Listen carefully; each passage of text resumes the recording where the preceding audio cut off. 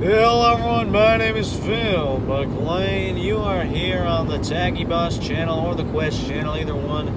And yeah, I'm here today with an on-location interview with the one and only Micky Rig. Hello, Micky. G'day, mate. How are you? How are you today? Yeah, can't complain, mate. We just came through the Coquihalla Summit, and now we're heading down into the Fraser Valley. That is always a very, very good time. Now, my wife, she heard about your Quest program, and she was wondering, she had a couple questions, and she wrote them out for me, and luckily we're going on a road trip. Road trip. And so, we can ask you them, all right? I got them written down here because she wanted to know, because our little son, DeQuavion, maybe on the trip next year. Oh, I'd love to have little DeQuavion on my trip, mate. Well, yeah, the first one is, what's the riskiest thing you do with your students? Well, tell you the truth, Bruce. Is it Bruce? It's Phil Maclean. Oh, Phil. Sorry, Phil. The riskiest thing I do with my students is actually take them on the roads. The highways, mate. It's the most dangerous thing you can do with kids. But everyone goes on the roads, Mickey. How in the heck is that risky? Well, you see, if you look at the statistics, mate, there's a lot of traffic violations and traffic accidents. But I don't know about another, like, hiking accident. You might hear the odd one on the radio, but you don't hear of every car accident, do you? Do you, Phil? No, indeed, I do not.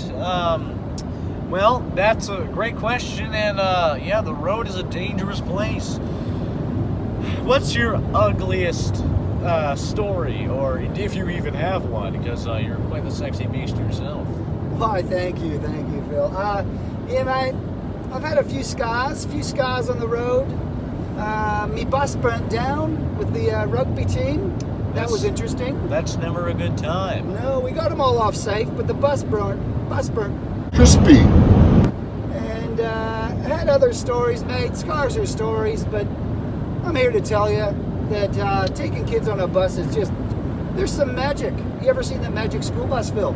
Oh, indeed. It still is my favorite show. Every night at 2 a.m. I grab the canned tuna and the Spam on a Saturday night when my wife is out with the girls, and you know, I sit down and hunker down in my jammies, and I get down to some Magic School Bus. Yeah. I kind of feel like Mr. Frizzle, like not Miss Frizzle, but Mr. Frizzle when I'm on the bus. Oh, indeed so. Did I ever mention how bad Miss Frizzle is? Oh, she's a legend, mate. She's a proper teacher.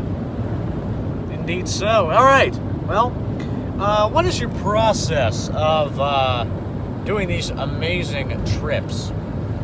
Well, you see, Phil, it all starts with the old field trip application, and on that document there is a section for transportation, and you have to thoroughly give the principal and the Board of Education your detailed transportation plan.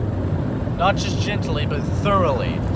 And if it's including walking, biking, hiking, buses, ferries, yeah, you got to be pretty thorough on the old application, right? That's how the process starts. Indeed so. Well, that's very, very, very in-depth. I'm sad my 21-year-old boy Requise missed the opportunity. Well, hopefully DeQuavion can get in. Any secret tips? Yeah, mate, I've learned a lot transporting kids. First of all, if you're in town, you want to use the school district bus drivers. But as soon as you leave town, you have some more options. And my favorite option is A1 bus. Have you ever ridden on an A1 bus, Phil? I don't believe so. What's an A1 bus? Well, it's just like a regular bus, but it's got an A1 on the side. Oh my God, that makes it much better. All right, well, I've got a couple more tips, Phil. Oh well. For the listening viewers. Send them on. The other thing is about storage of your gear on a bus. You don't want to have a bunch of mess on a bus. And when you got kids, they're already messy. Yeah. So a top tip, if you're backpacking and you got a bus, plan it so that every kid puts his own backpack in his own seat, and his other little backpack maybe underneath the seat, and then when it's time to get out to go to the, you know, to the servo, to the gas station, petrol station, their wallets aren't buried in a bag deep in the back of the bus. Very, very, very ingenious, young Micky Rig.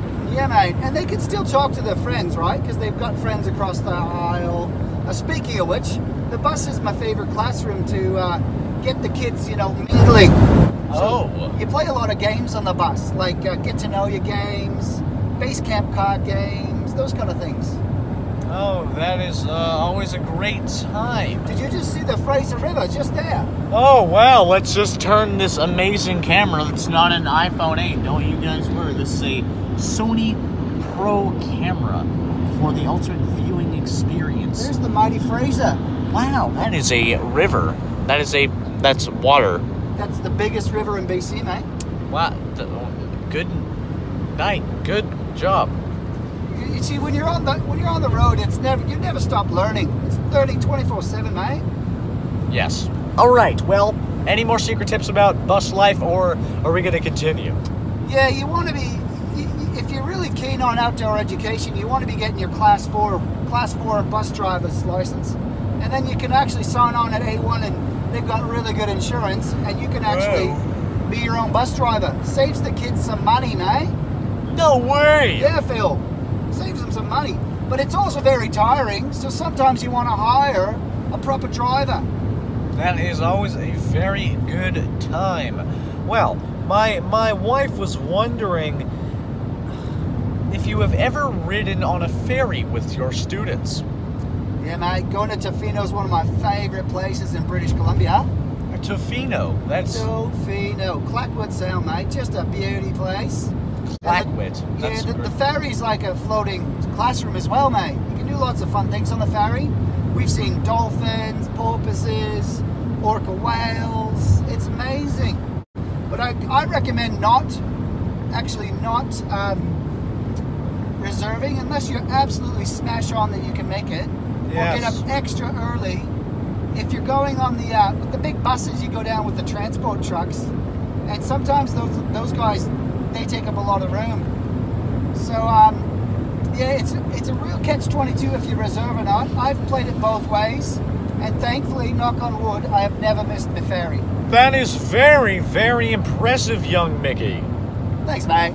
All right, and the same question, but for air transportation, planes. There's no possible way a man of your culture can get 24 people on a plane. It's like, I am so confident you're going to say, no way, that I will eat my hat if you say yes.